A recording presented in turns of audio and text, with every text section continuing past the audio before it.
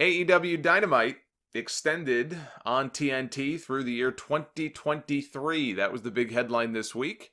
I talked about this story a little bit on my Dynamite live stream Wednesday night. We have since learned some new details since then, so I wanted to get into this here.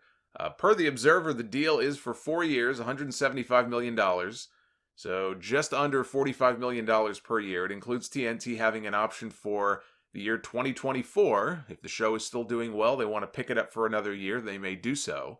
And they can do so at an even higher price, which is good for AEW. And so, according to Meltzer, this will make the company profitable in 2020.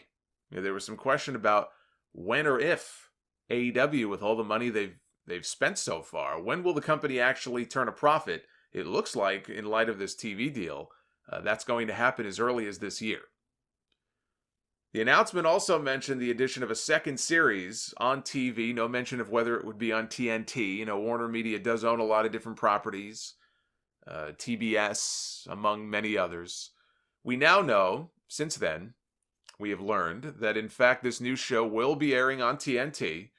There is no start date for it. We don't know the day of the week. We only know that it will not be on a Monday night, and it will not be on a Wednesday night, for obvious reasons. Every other night, though, I think, is a possibility. Apparently with the NBA stuff, I guess Tuesdays and Thursdays are unlikely. So now you're talking about Fridays, which is when Smackdown airs. Unless it airs immediately after Smackdown, maybe a 10 p.m. time. Or there's Saturday. Maybe that's Saturday 6:05 slot. I was going to say on TBS it would be perfect, but now we know it's going to be on TNT. Kevin Riley, the president of TNT, he spoke with Variety. He confirmed a second show will be airing on TNT. It will be AEW Dark. Although possibly under a new name. Dark, I guess, will be migrating from YouTube to television. And beyond matches, it will also feature documentary-type features on the talent, other behind-the-scenes stuff, which they've done a very good job of if you watch some of the videos on their YouTube channel. So that's encouraging, that they'll have, it's not just going to be matches, match. They'll have background features and stories and, kind of getting to know the talent. And I think that's an important thing to have. He also told in another interview with TheWrap.com that it will be airing weekly on the network, although it may not be 52 weeks a year. Dynamite doesn't air 52 weeks a year either, right? They took off for Christmas. So who knows what he meant by that? Maybe he just meant over the holidays it wouldn't air and it'll air 51 weeks. Maybe it'll have an off season of its own, and it will only air for half the year. I guess we'll have to wait and see. On the Dynamite stream, my question on Wednesday was this. I posed this question to everybody who was listening. I said, the question is TNT still paying for the production costs for Dynamite, which is what they have been doing up until this point, or with this new deal, is AEW going to be responsible for that out of their own pocket? Meltzer in The Observer claims that $500,000 a week, which is around what it cost in production to do the show, that will no longer be covered by TNT. That is now AEW's responsibility. So if that is the case, I'm going to do some math here, which means this could end very badly. But work with me here. All the teachers are just cringing right now. I'm going to try to do some math. $500,000 an episode. Let's say that's accurate. Okay, figure 51 episodes a year if they only miss Christmas. 51 episodes a year. So that works out to, what does that work out to be? 25 million? About $25 million, right? So somewhere around 25 million that they now have to pay. If they're being paid $45 million a year, you take $25 million out of that leaves them with $20 million. Okay, now you figure in the number of pay-per-view buys, which was around, I think, 100,000 on average last year for each show that they did, maybe a little over that. Let's say 100K in terms of buys per pay-per-view.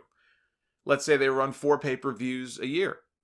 Then you add in whatever advertising money they're going to make from TNT because they have an ad share with them. Merch, I don't know what they're making off of merch, but obviously they're selling. Hey, remember how this all started, right? T-shirt company. That's what a lot of people said. Oh, they're just a t-shirt company. It's a hell of a t-shirt company to get that kind of deal. But they do sell merch. Let's say you throw that money in there, and then you throw in their AdSense money from their YouTube channel. What am I missing? Am I missing anything else? You add all that up, that would seem to put them in a pretty decent position. Whatever that final number is that they will make in profit, seems to be a fairly healthy number. Not as healthy as it would have been if TNT was still paying for the production costs. But that's a pretty decent position, I think, for them to be in. More importantly, they're safe for the next 3 years. They have stability now, just like WWE does. You know, I get emails and I get tweets from people after every bad Smackdown. And I didn't think Smackdown was that bad this week. It was kind of there.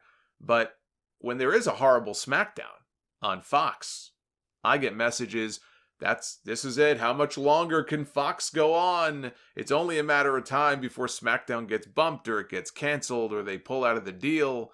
Look, I don't know if Fox has some kind of clause in the contract where after a year or 2 years they can pull out. Maybe they do. It's possible. But this idea that, the television is so bad, Fox is just going to pull out. It's inevitable. It's only a matter of time before they cancel the deal. It's not going to happen. It is not going to happen. WWE has far more stability than a lot of people think when it comes to their TV deals. No matter how bad the television shows may sometimes be, they're not being canceled. They have stability. AEW now has stability as well. That's an important thing. And also, with this extended deal, you got to think Matt Hardy's got to be loving this. Luke Harper's got to be loving this. The Revival have to be loving this. Anybody wondering whether AEW would even still be on TNT after this year? Wonder no more. Now, is the extra show necessary? Do we need more wrestling on TV? We certainly don't. There's more than enough wrestling. There's too much wrestling. If you're somebody who wants to try to keep up with everything, I just don't see how you would have time for any kind of a social life. Of course, there's way too much wrestling on television right now. And you do run the risk of burning people out. Because, a good chunk of the AEW audience are these hardcore fans. These are the fans that watch AEW. A lot of them do watch WWE. Maybe they watch Impact. Maybe they watch NWA. Maybe they watch Ring of Honor, New Japan. They're watching all of it. At what point do you run the risk of burning people out? Because now they're going to be taping 4 hours of television on Wednesdays. They're doing all this on Wednesdays at the tapings. 4 hours of TV.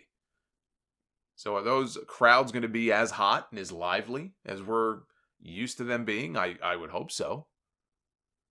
But that aside, look, this is great news. This is great news not only if you're a wrestler, but especially if you're a wrestler whose deal elsewhere may be expiring soon. But it's also potentially a great thing for other wrestling promotions, namely MLW, which Deadline.com announced this week. There was a big news story that MLW has signed a deal with major Hollywood agency ICM to assist in searching for and negotiating a new TV deal of their own. WWE worked with William Morris Agency and creative artists to help them negotiate their big TV deals 2 years ago. ICM, they're another heavy hitter in that world. So they're serious about trying to land a big deal of their own. Some people mock them this week. The big announcement was that they're partnering with somebody to search for a TV deal, and they didn't actually come out and announce a new TV deal. And look, maybe they don't find one. God knows Jeff Jarrett searched high and low for Global Force Gold, looking for a big TV deal that never came. And now those Global Force shows that they taped in Vegas don't even exist because Anthem taped over the Masters. What a fucked up situation that was.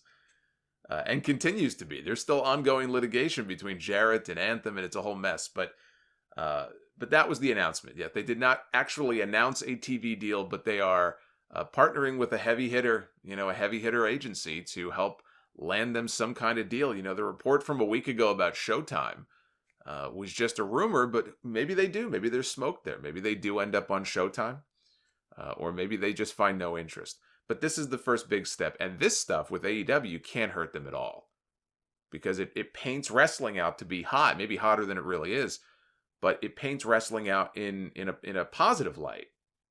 if you are in the TV world, that TNT thought enough to extend instead of taking them off the air. So when you have a major network like TNT going all in, no pun intended, with pro wrestling, it can only help. And here's one last point to consider here before we wrap this up. WWE signed 5-year deals in 2018 with NBC Universal and with Fox. Or at least that's what the TV industry sources were talking about at the time. I don't remember WWE ever officially announcing the length of both deals. But the belief is that they're 5-year deals. 5-year deals that did not go into effect until October of last year.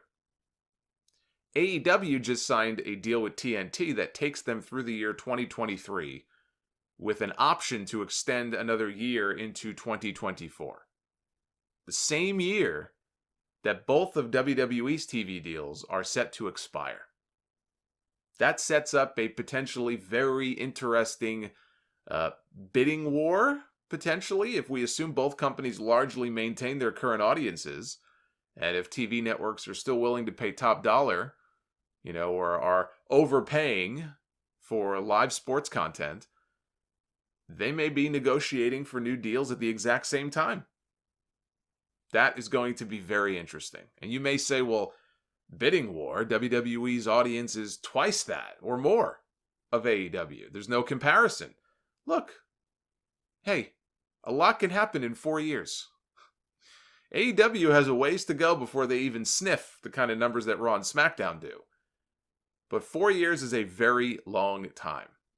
A lot can happen in 4 years.